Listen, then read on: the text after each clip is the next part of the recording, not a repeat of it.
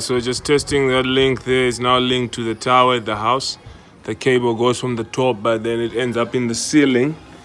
And then we're just testing out the network, of which watching YouTube for kids, this is a 4 meg line. We're connecting with the cube, of which that's an air cube, and I'm using a loco. And I'm currently on YouTube for kids. It's kind of working quite nicely. I'm gonna choose something else,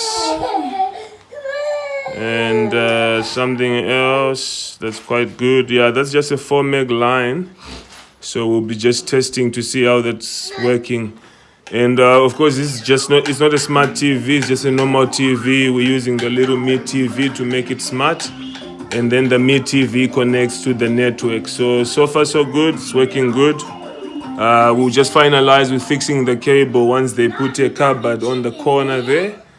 But I'm very impressed. Things are working nicely. Libconnect Africa, we're out here.